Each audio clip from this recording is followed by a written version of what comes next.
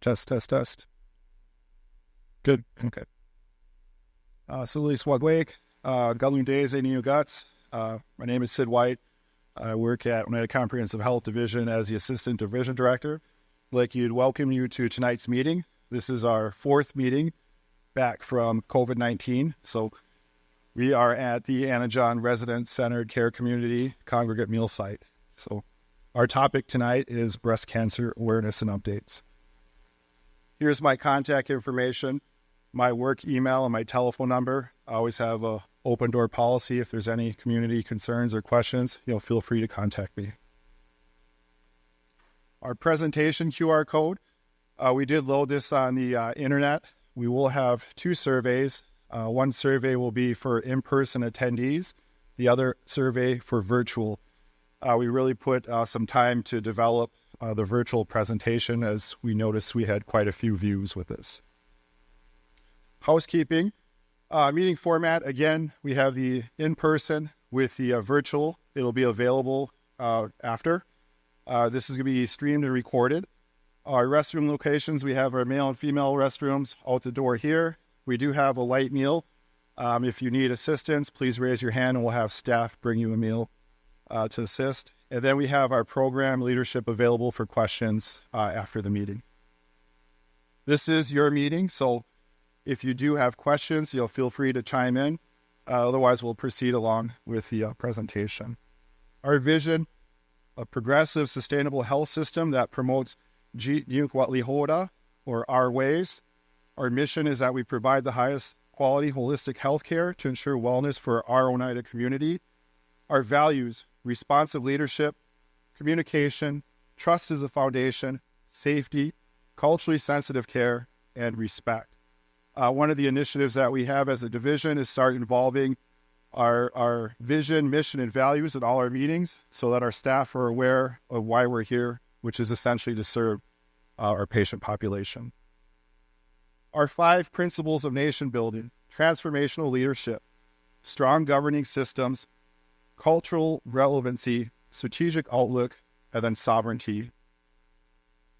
We do use the nation building themes, and that we're focusing on using relevant data for decision making. We want to integrate Oneida values in our governing systems and our healthcare systems. Advanced community engagement. These are some of the efforts that we're putting forth as community meetings, social media, newsletters that we've developed. Create sustainable community economic development, and then strengthening intergovernmental strategies. I'd like to introduce our division director, Mrs. Debbie. I'm a physician assistant, and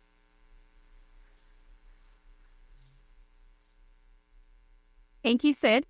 And I hope everybody got something to eat because we have plenty of food here. So help yourselves. If you want seconds, help yourself. There's lots of strawberry Drinko. Thing that we're going to do is we're going to do some recognitions. So with that,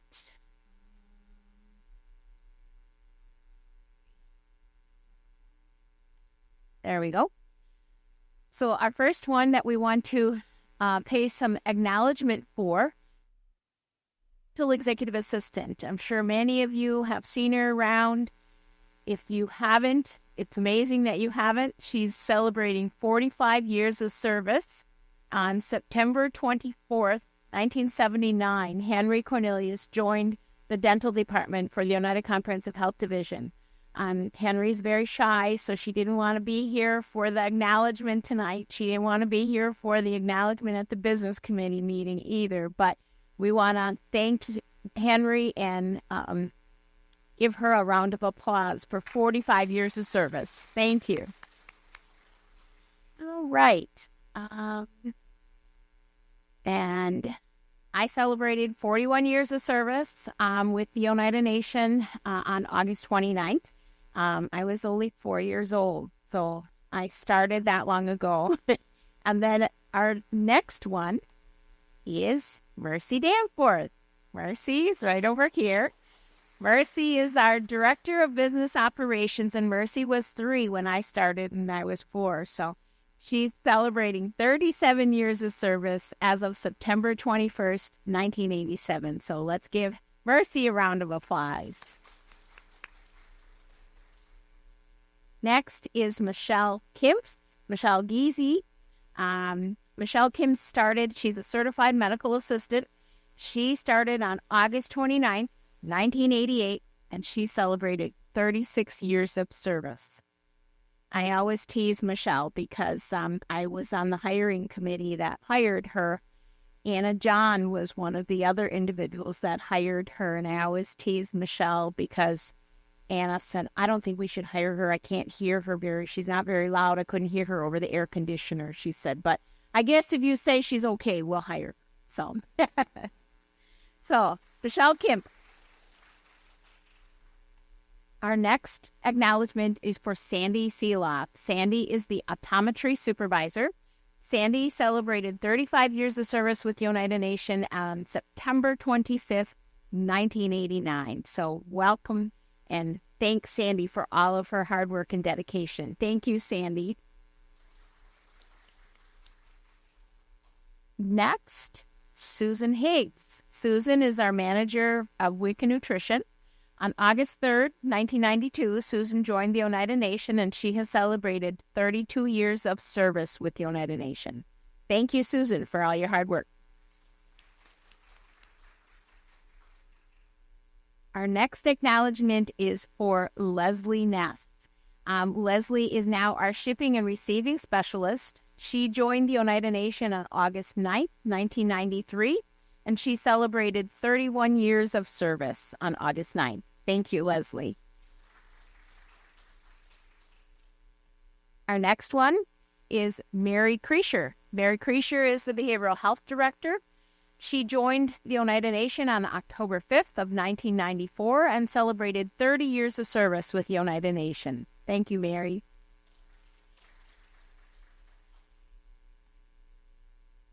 No, not all of them are here. Next is Stephanie Eberhardy. Stephanie is our physician's assistant. She joined the Oneida Nation on October 23rd, 1994, and Stephanie celebrated 29 years of service with the Oneida Nation. Thank you, Stephanie. Next is Bobby Joe King. Bobby Joe King came on as our analyst for business operations. On September 23rd, 1987, Bobby Joe joined the Oneida Nation, and she recently celebrated 28 years of service. She's been with us for a little over a year. So we're welcome. We're glad that she joined us now. So welcome, Bobby Joe. Thank you. Our next one is Jean Olson. Jean is the manager of project systems for the Oneida Comprehensive Health Division. Jean joined the Oneida Nation on August 24th, 1997, and recently celebrated 27 years of service with the Oneida Nation. So thank you, Jean. And this next one, Connie Danforth. Connie Danforth is a physical therapy assistant. She joined the Oneida Nation on October 8th of 2000, and she recently celebrated 24 years of service with the nation. Thank you, Connie. Next is Kim Vine. Is Kim here? No. Okay. Kim is the optical technician. She joined the nation October 21st of 2000 and recently celebrated 23 years of service. So thank you, Kim. And this next one is another Connie Danforth. This is Connie Constance is what I call her. She is the coordinator for finance for the AJRCCC, and she joined the organization August 5th of 2001, and she recently celebrated 23 years of service with the Oneida Nation. Next, Stacy Hickey. Stacy Hickey is a certified medical assistant within the medical clinic. She joined the nation August 24th, 2003, and recently celebrated 21 years of service with the nation. Thank you, Stacy. And next is Maria Dockstader Alfaro. She is the data coordinator for the Health Promotion Disease Prevention Program. She joined the nation August 17th, 2003, and recently celebrated 21 years of service with the nation. So thank you, Maria. Next is Anita Antle. She is also a certified medical assistant. She joined the nation July 20th, 2003, and recently celebrated 21 years of service. Thank you, Anita. And some other years of recognition. I know Dr. Slaby is here. Dr. Slaby is in the back over there. Dr. Slaby is our optical director, and she recently celebrated 20 years of service. Lynn Metaxen, behavioral health social worker, and Julie Gauthier Danforth as a certified nursing assistant, all celebrated 20 years of service with it.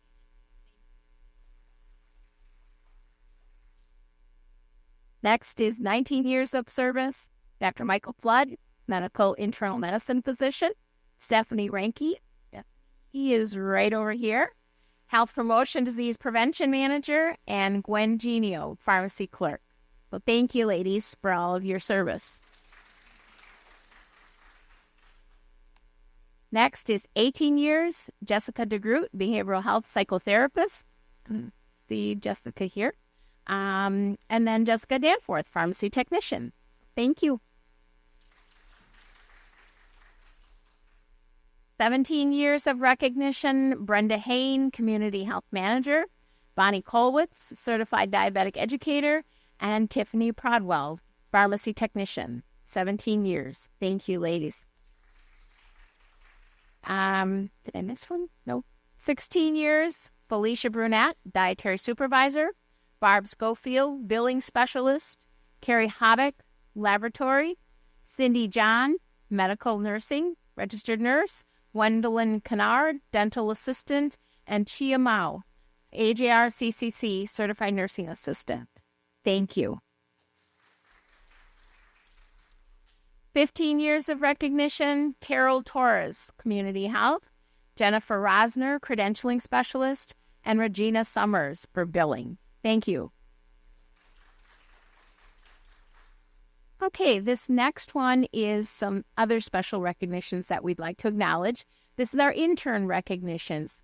For division commitment to learning and development, we're pleased to have announced that these interns worked with us or are still working with us throughout the division. Brittany Krasinski, Concordia University, family nurse practitioner. Is Brittany with us? No? Sheridan Grushas, sorry if I clear your name. UW Oshkosh, family nurse practitioner. Kayla Jacobson, Maryville University, family nurse practitioner. Brady Kerwin, UW-Madison Medical School. Lisa Miller, UW Green Bay, Community Health Education. Skylar Longini, UW-Milwaukee Public Health. Delane Anderson, UW-Madison Medical School. Jade Doucette, Bellin College Radiology. Shawneen Riesler, Lakeland University Community Counseling. Kateri Wheelock, Marquette University Clinical Mental Health Counseling. Jolene Phillip, UW Green Bay Social Work. Is Jolene here? Nolene, I'm sorry. Stand up and take a bow, no? Thank you. And Jennifer Bangert, Lakeland University Counseling. Is Jennifer here? Thank you. So I just want to ask our audience here if you can just give all these students another round of applause. They've really committed to coming into the community. Thank you for all your efforts. We appreciate it. And welcome to your family for joining us as well. All right. Did I catch everybody? Okay. All right. So our next one then is basically just some announcements. The COVID vaccines are available now. The recommendations for the COVID vaccine are 6 months and older, at least 2 months from the previous COVID vaccine that you may have received. How do I get my COVID vaccine? You can call this number at the health center to schedule an appointment, or if you have an appointment coming up with your physician, go ahead and just tell them that you would like to get your COVID vaccine. And those that are eligible, it's free for all registered Native American patients at the Oneida Community Health Center. Non-Native American patients need to be registered with insurance, and we will file the insurance at the time of the appointment. But COVID vaccines are here and they are ready for you. And tonight we had the flu clinic. Did we have a lot? We had a good turnout at the flu clinic. Maria is joining us now from the flu clinic over at. All right. Next, we don't have behavioral health.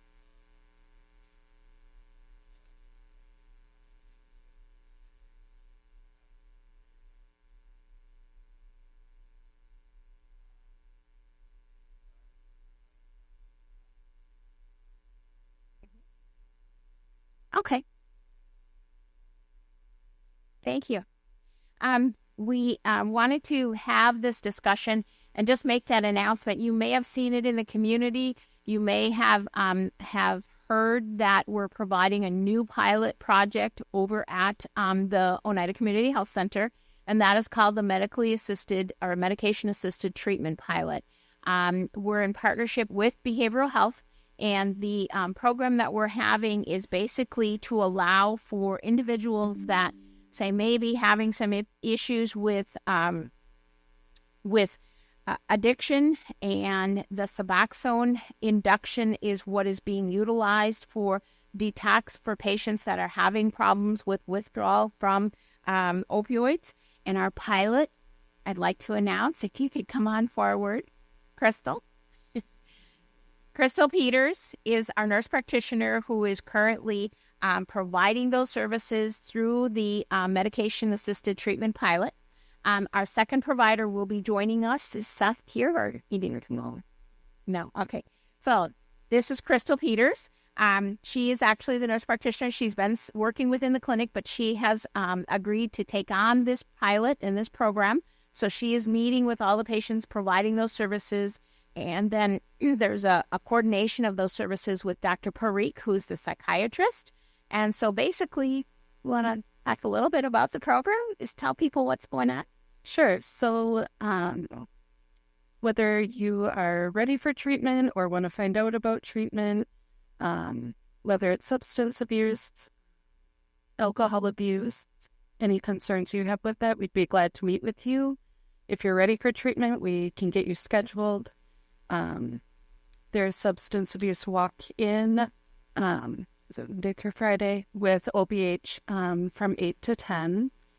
And then they can give you a referral over, or if you have a provider already at the health clinic, they can help get you in touch with us to figure out what would work best for you, medication or referral therapy. We'd be glad to meet with you. Thank you. Thank you, Crystal. This is actually a service that is a long time in coming, and we know that our community struggles with addiction. We know that opioid addiction is something that is very prevalent within our community, and so some of the other clinics in the area, some of the other tribal facilities have had this program. We have not had the program, but we started October 1st, and as of last week, I don't know what our count is this week, but I know that as of last week, we were at our, I think, 3 weeks in, we had a total of 7 individuals that had gone through the Suboxone induction, and we had 5 individuals that had gone through the Vivitrol injections. And so with that, out of those 7, the first person experienced 3 weeks of clean time. So I just want to really encourage all of you as community members to get that message out there. We will be doing a Facebook Live where we're going to be announcing to the community about this program. But for me, having had to personally deal with family members in my family that have struggled with addiction, if we can save one life, this program has paid for itself. We have done our job by saving one life in this community. We're losing too many community members to the struggles with overdose and addiction. And so we're doing our efforts to try and address this very serious issue within our community. So thank you, Crystal, for taking this on. Thank you, Seth. Seth Moore is the nurse practitioner who will be joining the program on November 4th. So we'll have 2 individuals that'll be seeing them. and then they'll be working with Dr. Parikh. And thank you to Behavioral Health for the coordination and working together so we can get this program out to the community. So, go. Okay, next is Dennis. Did you want to say anything? Are you out? Yeah, you can come on up. This is Dennis Ruckelberg. Dennis Ruckelberg is our pharmacy director. Dennis has been making some great strides in the pharmacy department, and he's going to talk to you about our next pilot that we're going to be having. Thank you. The next thing that we really decided was really efforts for recommendations from the community to have some sort of options for those to get their prescriptions without getting out of their cars. And the thing that we have to utilize what we have is like a curbside pickup project. It's very similar to like a lot of big box stores have in town, where you can pull up and you'll be able to call the pharmacy, talk directly to one of the individuals there. You don't have to wait on hold, knock on wood. Won't have to wait on hold. You'll be able to talk to the individual directly, and you'll be able to get your prescriptions walked out by either one of the pharmacy staff or a pharmacist. You'll be able to address all their questions. It's kind of a convenience thing in case you have a lot of individuals in there, or if you have some health concerns where you don't want to come in. It's just another option that you'll have to pick up your prescriptions. That'll make it a little bit more seamless in transitions for you. One thing right now, we're limited right now on our software, and we're updating that hopefully in the next few months, so then we can get it up and running, because we just don't have that software capabilities yet to do that effectively. But if you have any questions, certainly ask me afterward.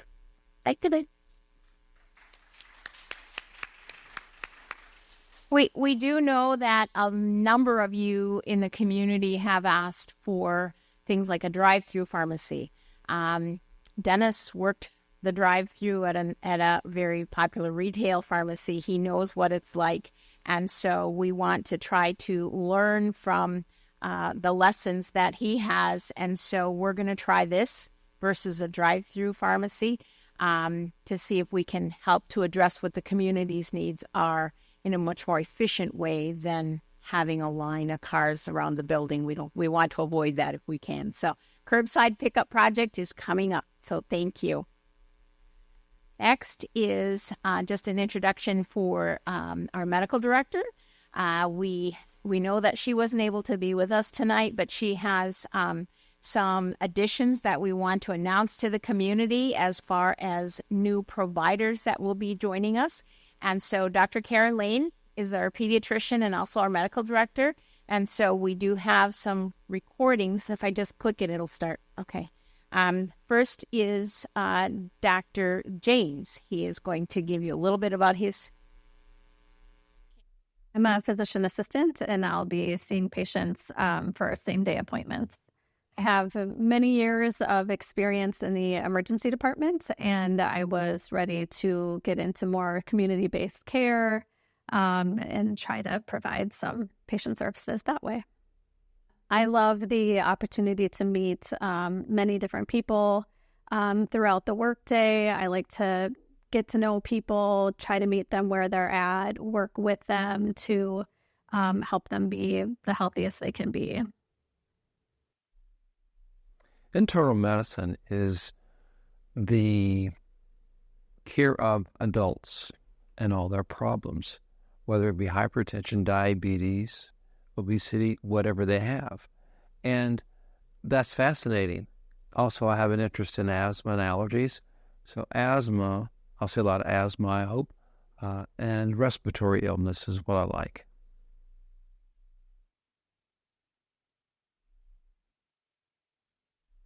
I get asked a lot about what made me go into this field, which is geriatrics and elder care. I grew up in a traditional South Asian household, and one of the core values they teach you is from being a kid is taking care of your elders, you respect them, and that really translated well into my work. And I turned out to have a passion for it and a skill for it, so this is what I do now.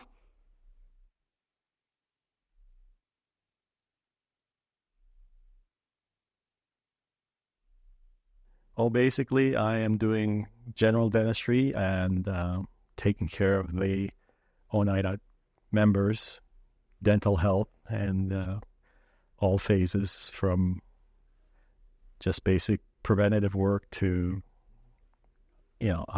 operative dentistry to extractions, things like that. What I like about this is my job is to take care of people. And that's exactly the type of job I was looking for. And doing dental dentistry and taking care of me, going out, members, dental health, all patients, then just easy preventative work. Monetary dashing, extraction, things like that. What I like about this is my job is to take care of people. And that's exactly the type of job I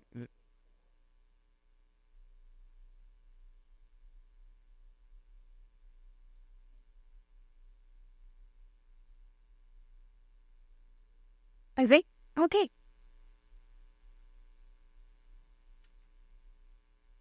This is Maggie Hugin.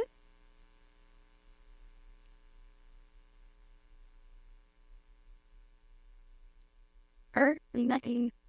Oh, I'm a little short. Sorry, I'm getting over a cold too. But I'm Maggie. I'm a physician assistant.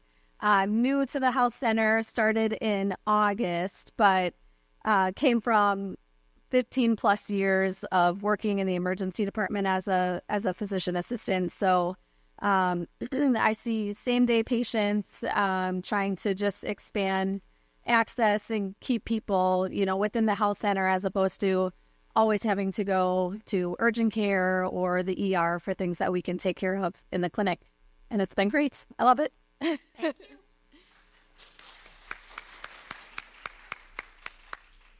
And we're pleased to have all of these new providers joining us so that we can help to improve your access to care. All right.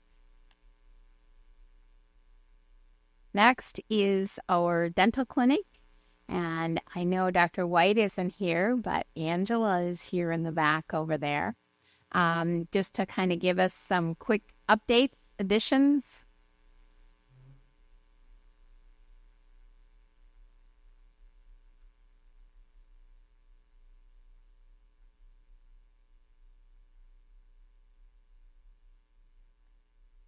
So, one of the quick updates that I have is we do have we interviewed recently for our assistant dental director. We also hired on a new dental assistant. I believe it was put in the community that we are, unfortunately, down 2 operatories. But to kind of counteract that and to try to continue with the same type of care and access to care, what we've done is trained some of our staff, so the dentists and the dental assistants, to be able to schedule patients. So far, it seems to be working, but we figure, empowering our employees to be able to make certain decisions and to help out as needed would be very, very beneficial. Thank you. I think the biggest thing that I just want to emphasize is that as the division, we're listening to what your community, what you as the community are telling us. You want better access, not only to the medical appointments, but to dental appointments. And so we're doing our best to maximize the number of providers that we have, to look at how we can address what your concerns are from the community. And one of those ways that we're also doing that is we'll be rolling out another new program starting in January, and we're going to be looking at one. If you remember, you may have completed a survey back January. Yeah, sometime in January of this year that talked about extending hours of operation. So we got those results. We looked at the data. We presented it back to the staff. And so in January, we will be looking at extending our hours of operation on Mondays from 7 a.m. to 6 p.m. We'll let you know what that's going to look like, who's going to have what appointments available, what kinds of appointments we'll be seeing. Right now, the staff are making those plans within the departments to come back to our management team and present as to how they're going to address what those, how that's going to roll out and how it's going to impact the operations. But we gave them 2 instructions, and that was come back with a plan, tell us how you're going to do it, no new staff at this point, and no overtime at this point. So Tell us how you're going to be able to meet those needs of operations so that we can extend our access to the community and make it better. We'll revisit some of the other data that came out from that survey, and then we'll be coming back probably within the second or third quarter of the fiscal year for FY25 and look at what additional days or hours we may be able to offer. But we're listening to what you're saying as a community, and we're trying to roll out what those things are and those desires are as community members. So we're listening to what you're saying, and we're trying to roll those things out to the community to help improve your experience. One of the other things is the community health. Brenda's not here tonight, I don't believe, right? Brenda couldn't make it. So one of the things that I just wanted to talk real briefly about is earlier in the year, we did receive notice. The Community Health Services has been working for a number of years on trying to roll out home health services. We just recently received our certification as a certified home health agency, and we're in process of working with Medicare, Medicaid to do the billing pieces of that. And Brenda Hain is the community health manager who will be in charge of the home health services. So we're working in partnership with another entity that will help us to meet those needs in the community to provide home health services, which would be things like, say you recently had surgery and you need to have dressing changes, or you need to have some help or assistance in your home. The home health agency will be that area where we'll coordinate those services for you to help come right to your home to provide that care for you. So Brenda Hain is the individual who's worked very diligently at getting all of these things coordinated to be able to roll this service out to the community. So thank you, Brenda and her team, for getting this done. All right. And next is Courtney Georgia. Courtney Georgia is our radiology mammography supervisor, and Courtney is going to present to you. She took on the role of coordinating the Breast Cancer Awareness Month for us. So, yeah, just all right. Thank you guys for having me. We're going to talk about breast cancer awareness tonight and the role our department plays in providing care to the community. So bear with me. You now know me. I'd like to introduce my team. I'm joined by Rachel and Chelsea in the back. And then unable to join us tonight is Brianna.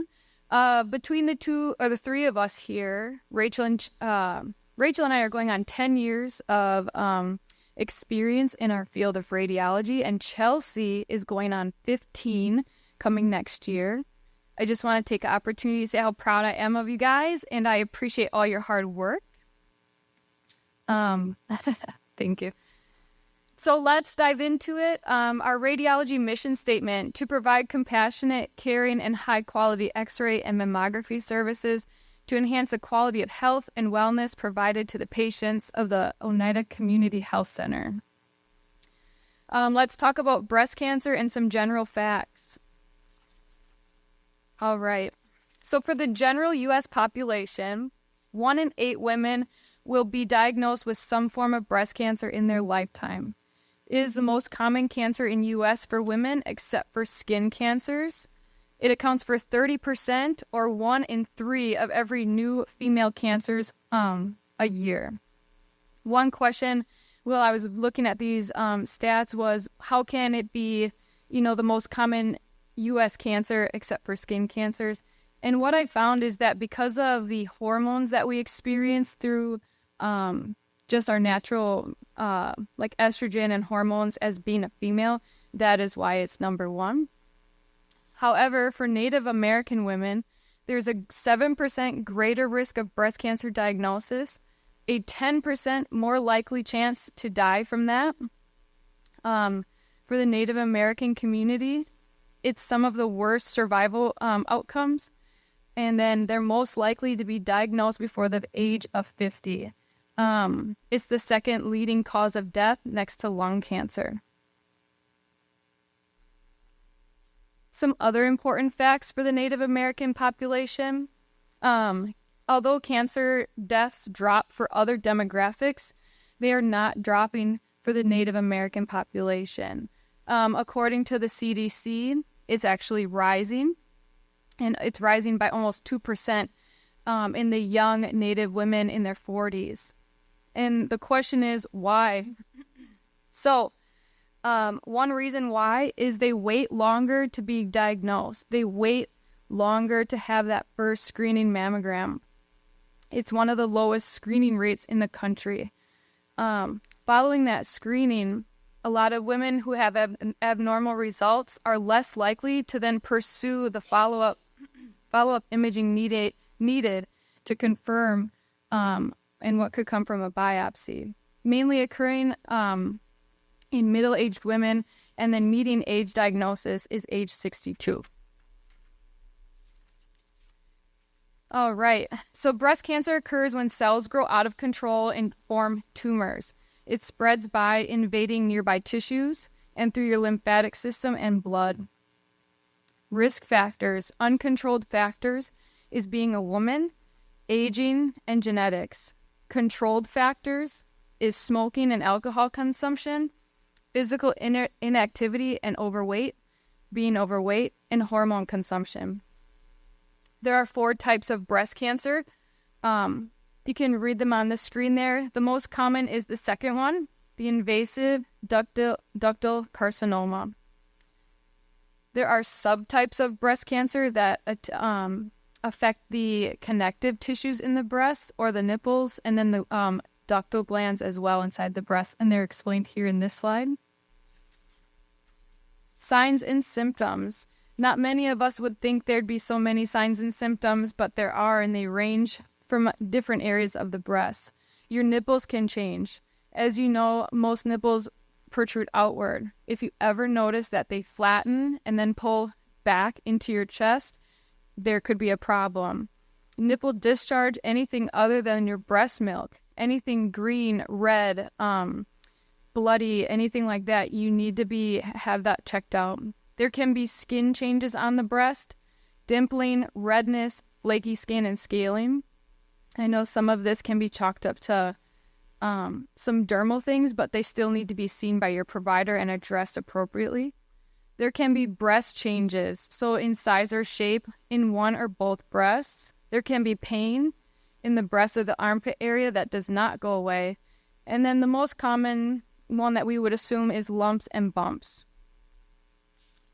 So, how is breast cancer diagnosed?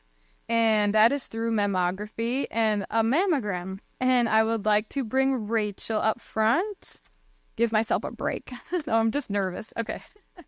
So Rachel will dive into what our department does specifically and what we can offer for everyone. Thank you, Rachel.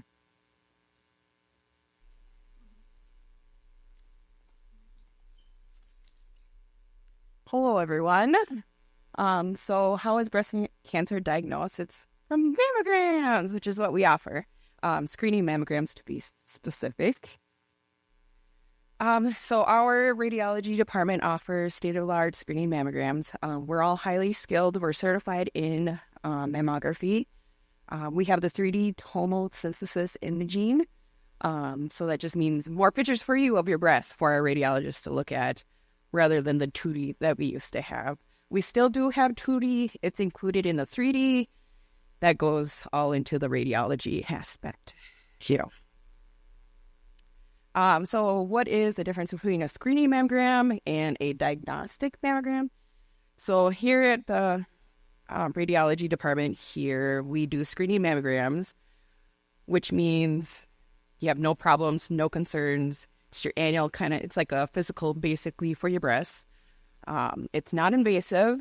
We take a minimum of 4 views, so 2 views on each breast. What I like to do in my schmeal is we'll do a up and down picture, and then we'll flip the machine and do a side picture. It's low dose radiation, and it can detect breast cancer and other diseases. Usually takes about 20 minutes, depends on you as a patient in the breast. So sometimes depending on the breast and what comes of it, you'll get normal results, or sometimes you'll get abnormal results. So what if you get abnormal results? So let's take it back. So the radiologist actually identifies suspicious breast tissue in your imaging. So when that comes about, your primary care team will call with the next steps. Usually the next steps require additional imaging, such as extra pictures, or ultrasounds, or something of that sort. And then how do you get your diagnostic mammogram? So you basically, or you get it from your provider. You'll go somewhere where they specialize in diagnostic mammography. That's where they have a radiologist on site that can give you the same day answers to your screening or to your mammogram. That's what we don't offer at the health center here. So that's why we just do the screening basic mammograms. So they'll usually do extra pictures of the area of interest. They'll do ultrasounds, and sometimes it might even come to a biopsy. Let's see, the BRCA gene. I know a lot of people might have heard of this. If not, so the BRCA gene is basically breast cancer gene. Normal cells can become breast cancer because of the mutated genes. Everyone has BRCA genes. You get it from your mom and dad, and either it's normal or abnormal or mutated. What I found out today, actually, is that you can either have one mutated and one normal, and sometimes the normal will overpower the abnormal and won't give you the breast cancer. But sometimes it doesn't always work that way. So a lot of it's just family history, genetics. That's what it is. Most develop about 90% from unidentified acquired changes. Mutations occurred during the patient's life. Most of the causes are unknown.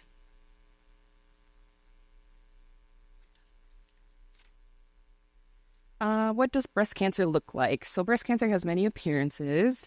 So we have some images that are coming up.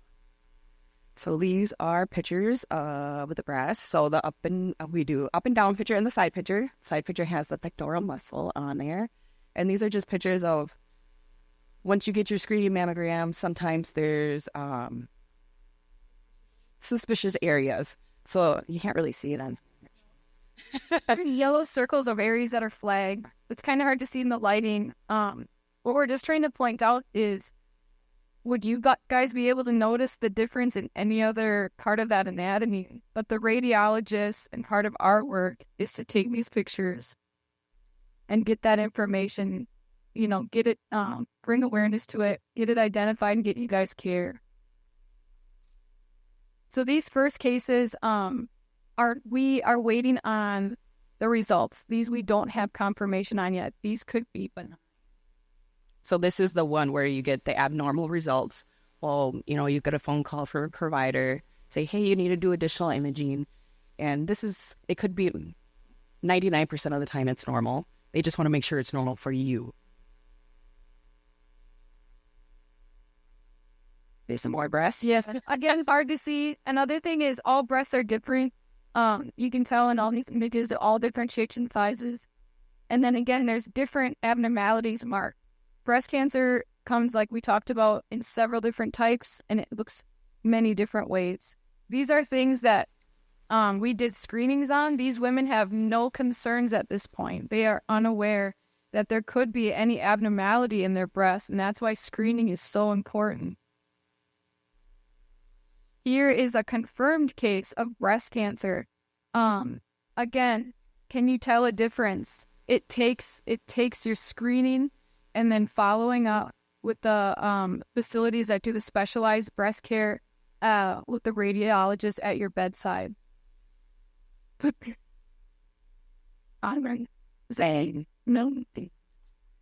Early detection saves lives. We always say early detection is the best detection.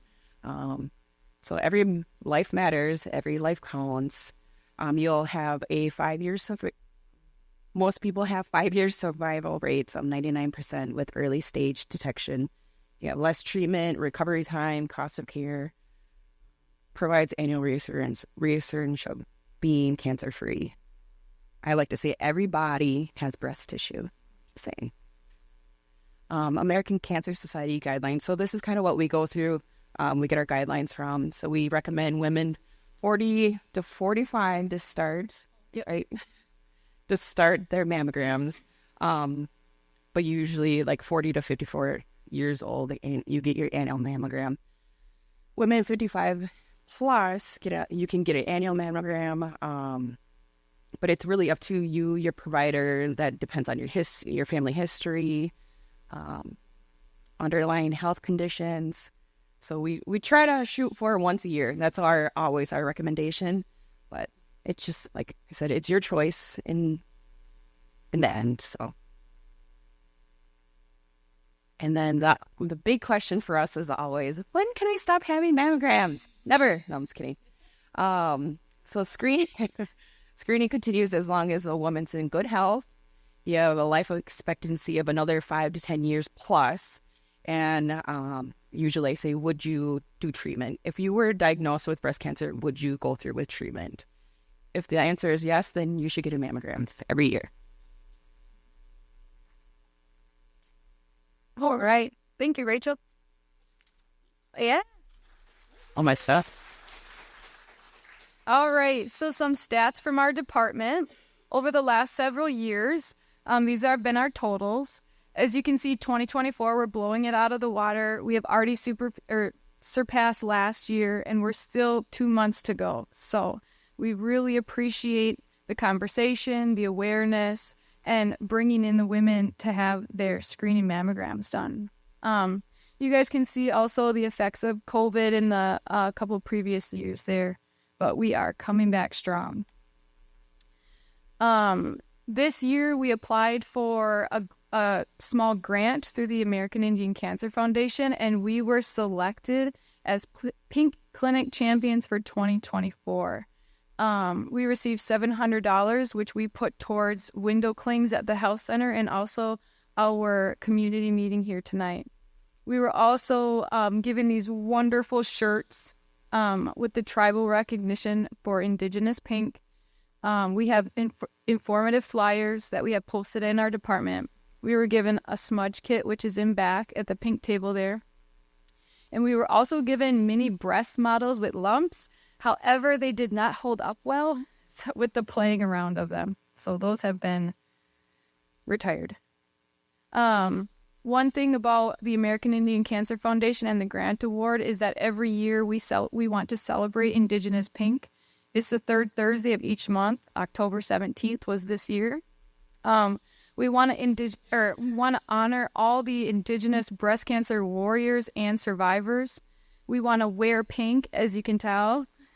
And if you are on social media, you can tag the Indigenous Pink hashtag and spread the word online as well. We've been, like Debbie mentioned, we've been spreading the campaign through the Health Division and the United Community.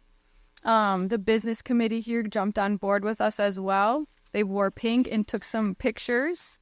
And then the health center, a lot of my colleagues here in this room, I can't say enough how much I appreciate you guys and your support and wearing pink, and our picture is there on the right.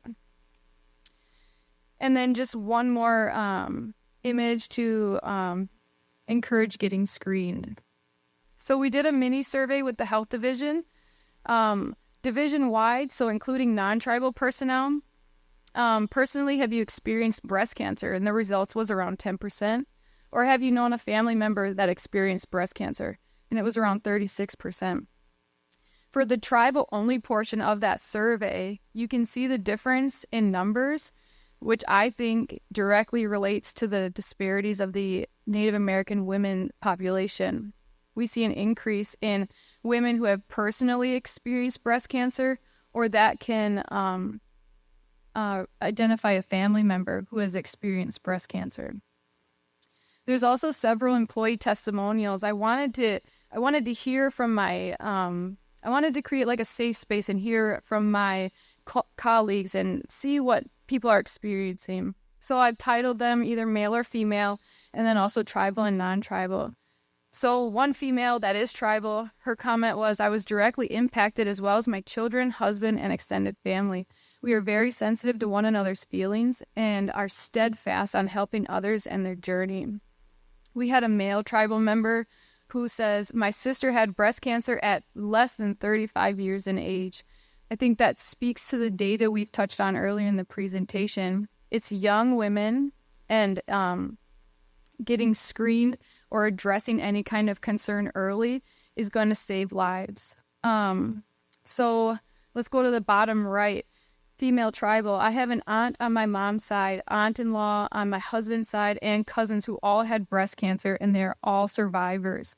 2 had to go through radiation. The other went through chemo. I also have coworkers who had terminal breast cancer. It was heartbreaking to see pain, disfiguration, and the anger it caused. Our department had a fundraiser for her, food, raffle items, games, etc. She was able to attend and be with us all. Testimonials continue on this next slide. What I want this to show you guys is it's prevalent, it's out there, and some people are more comfortable staying silent, and the ones that can kind of open up that door to conversation and awareness are going to help save lives. So let's see. Let's go to the left side on the bottom, the female non-tribal. My mother, sister, niece, and aunt have been diagnosed with various stages of breast cancer. All living family members have achieved NED stage, so they're beyond it for their active treatment, which is promising at this time. But we all know this can change and does cause anxiety. Those of us in the family have taken it very seriously and began early detection annual mammograms. So again, multiple people in the family, they have anxiety. We're well aware of that. We're here to ease that anxiety, provide you answers, and take as best care of you as we can. Let's see. So to those employee testimonials, I just want to say thank you. Your voice is heard and impactful. To all the men, women, family members, friends, colleagues impacted by breast cancer, we're here tonight to honor your journey, strength, and resilience. Keep fighting, keep supporting, keep talking about the importance of screening mammograms. So let's talk about scheduling, because I hope I've convinced a couple of you tonight. We're breaking barriers. We've eliminated at the health center the requirement for women to have a physical prior. So get connected directly to the radiology department. Rachel, Chelsea, myself, Brianna. We will have a consult with you. We just ask that you be female, no concerns, over 40. And then if you have or have not had a previous mammogram in the last 365 days, so a year. If you have had mammograms but elsewhere, let us know. We can retrieve those for you. And then, most likely we can. And then also no current breast cancer diagnosis. That would need that specialized care. We can schedule you here tonight. So located in the back of the room at the pink table, there's a wooden box, and by Rachel there. And we've created some short slips with just some general information. You can fill that out. Our mammotechs will process that and get in touch with you in 2 business days to schedule or have a consult. If you are more comfortable with having your mammogram with a physical, here's the number for that. And the difference is selecting option 3, and just let them know you're calling to schedule your physical with a mammogram. Throughout the month of October, we have had this box and the pink display at the main entrance of the health center. We have had about 20 plus slips submitted, and we've gotten in contact with all those women. Some are on our schedule, some were too early, so it's still an accomplishment that we are proud of. So let's get back into what if you do have a concern. The health center is here for you too, regardless of age and gender. You can call the community health center and speak to your doctor's team. 869-2711, option 3. Do you have a concern but don't have insurance? There are resources. You can consult with a medical benefits coordinator, either through purchase referred care. And if there are not resources there for you, there is a Wisconsin Well Women program that is also through the PRC that you can have a consult with and see if you qualify. The Well Women program does more than mammography. They can do PAPs and other types of exams that may not be covered by your insurance. So what does the future look like for the mammography department at Oneida Community Health Center? We've gotten some feedback for breast cancer support groups. We also know that there will be advancements in the mammographic imaging technology. So we're looking forward to all that, and we ask you all to stay tuned. Here are some of our references for the data we presented tonight. And then they won't go. Thank you, guys.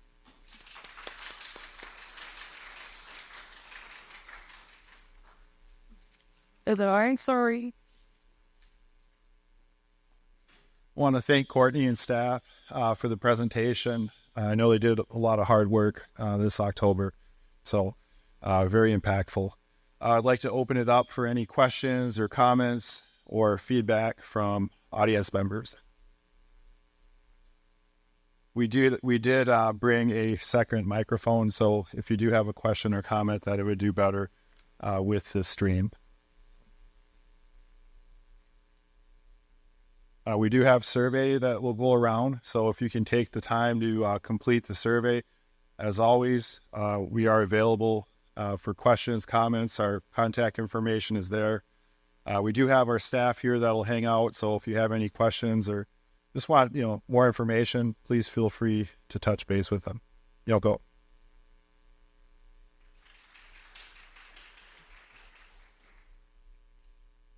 Feel free to grab some meals for your family too. So we ordered plenty. So